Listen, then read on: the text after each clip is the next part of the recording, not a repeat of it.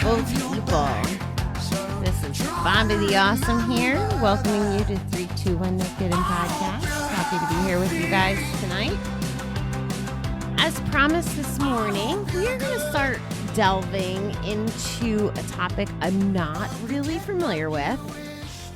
Part of the requirements of 75 Hard are that you read 10 pages from a hard copy book. And I bought this book almost a year ago, so I'm glad that I'm doing this challenge because now it's forcing me to read it.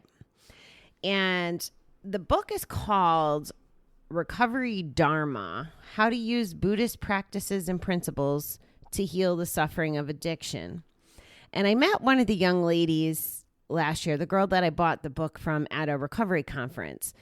And she was getting ready to kick off her own podcast. I did reach out to them since I haven't heard back yet, but I'm going to try to get them on the show. But I thought in the meanwhile, I can kind of highlight where I'm at with the book and share with you what this Recovery Dharma is, because it was intriguing to me.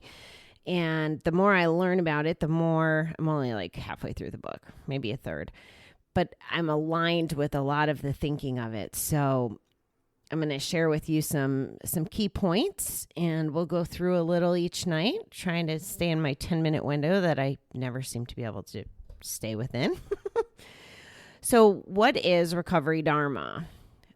The word Dharma doesn't have a single English meaning. It's a word in the ancient language called Sanskrit, which if you meditate, you might have heard that word.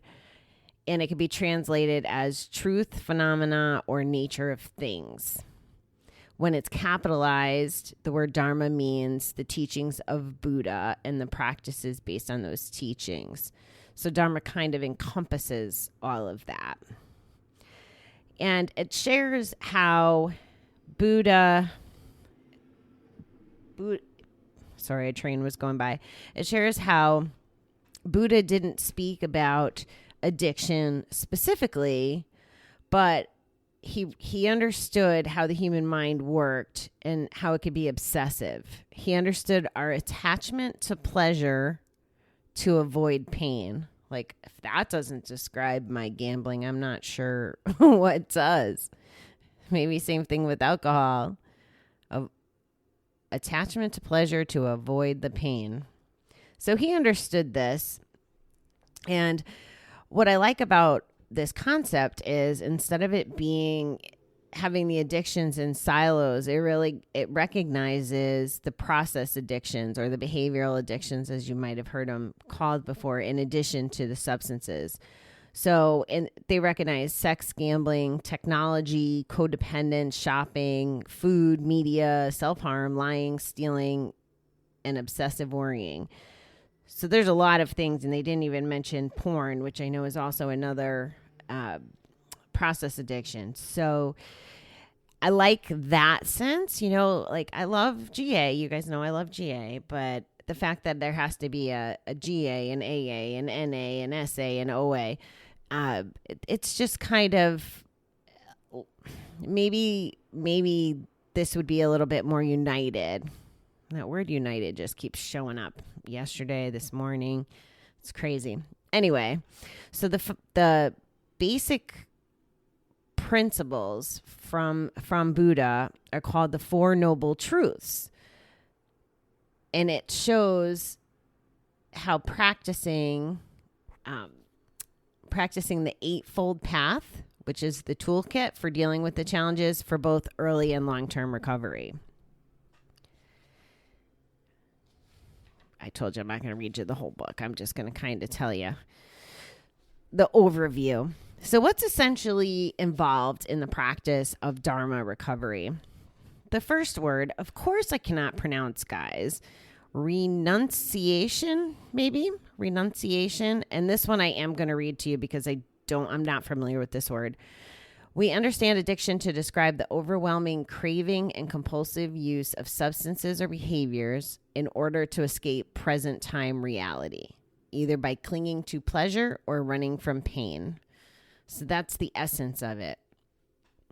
And so this would kind of be like their 12 steps or their recovery program, so to speak. We commit to the intention of abstinence from alcohol and other addictive substances. For those of us recovering from process addictions, particularly those which complete abstinence is not possible. Like if you have a food addiction or a sex addiction, you can't like go the rest of your life without those things. They also identify and commit to boundaries around those behaviors. So that's with the help of either a mentor or a therapeutic professional. So it's a pretty nice foundation, I think. So some other things involved in their practice. Meditation. So they commit to meditating every day. They use it as a tool to investigate actions, intentions, and reactivity. And it's a personal practice. Meetings is the next tool they use, or piece of their practice. Attending recovery meetings whenever possible, in person or online. Some may wish to be part of other recovery fellowships and Buddhist communities. So it sounds like they might, if they wanted to go to GA, they could. In early recovery, it is recommended to attend a recovery meeting as often as possible.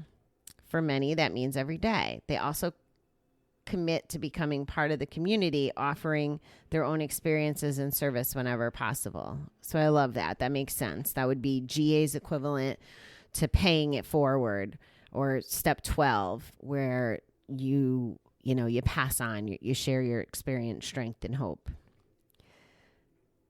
The next one, which is part of what's intriguing, and we'll work on this a little bit more, is the path. We commit to deepening our understanding of the Four Noble Truths and to practicing the Eightfold Path in our daily lives.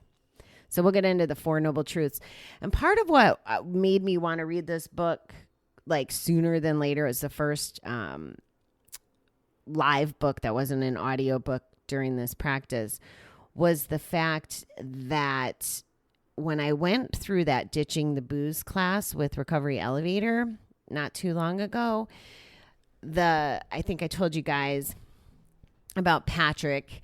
He's the fella who has a whole lot of theology experience, and he actually referenced this book when he was talking. So that, of course, intrigued me more. Okay, the next piece of their practice is inquiry and investigation. They explore the Four Noble Truths as they relate to their addictive behavior through writing and sharing in-depth, detailed inquiries. These can be worked with the guidance of a mentor, in partnership with a trusted friend, or with a group. As they complete their written inquiries, they undertake holding themselves accountable and taking direct responsibility for their actions, which include making amends for the harm they've caused in the past. So again, very similar to the step work. I'm hearing a lot of things that are relatable to the step work, making amends. You would write stuff out. You would talk to your sponsor. So there must be some validity in these practices, guys, right? If they show up in all these different forms. Sangha. Someday when I grow up to be like a yoga instructor, I'm really going to struggle with this vocabulary. Sangha, wise friends, or mentors. I'm going to read it to you the way the book says it instead of trying to translate it as they are. We cultivate relationships within a recovery community to both support our own recovery and support the recovery of others. After we have completed significant work on inquiries, established a meditation practice, and achieved renunciation from our addictive behaviors, we can then become mentors to help others on their path to liberation from addiction. So Sangha, to me, sounds like the equivalent of a sponsor, essentially. When mentors aren't available, a group of wise friends can act as partners in self-inquiry and support each other's practice. And the last one, I love this one, is growth. We continue to the study of the Buddhist practices through reading, listening to Dharma talks, visiting and becoming members of recovery and spiritual sanghas, and attending meditation or Dharma retreats. when we believe these practices will continue to our understanding and wisdom. We undertake a lifelong journey of growth and awakening. I'm like really excited about getting into this, trying to understand it a little better. And I'll be honest, I have what I call it the brain train. So if I'm reading a page and I see a word, the word triggers a thought, and that thought leads to another thought, which leads to another thought. And all of a sudden I'm 4 pages later and I don't know what I read. So thank you for letting me share this with you so that I get a deeper understanding, because it's slowing me down and helping me digest and interpret as I work with you on this. So we'll keep that close. We'll get into the noble truths. And then, like I said, there's some good question work in the book too. So instead of just traditional step work, we'll do some of that on our evening adventures. And I'm not going to put a timetable on this the way I do with the steps. I'm just Gamblers Anonymous traditions. I just it was the way I learned, so it's the way it should be, like lining up the 7th step with the 7th month. It's just, I'm a creature of habit. So, all right, I didn't do too bad. I'm only a couple minutes over. So thank you for having an open mind and trying to grow with me and learn new things. I'm going to check out now, and I will be back in the morning. If you've gained value from this or any other episode or my show in general, I would super appreciate it if you left me a review or subscribed or a rating or a review. This really helps get the show in front of the people who need it. If someone puts gambling addiction in their search engine for a podcast, there's still other podcasts, some that don't even have to do with addiction, or they might only have one episode. It's really crazy how the internet works, guys. So that's why I keep asking you for help, because I want to get at least the resources. And again, if somebody doesn't like me, that's fine. But I know that between my social media, my show notes, all that, we're going to get resources in front of everybody so that they can make their own decisions. So really continue to use your help with that. I appreciate you. I love you. And I will chat with you guys in 12 hours or so. Take care.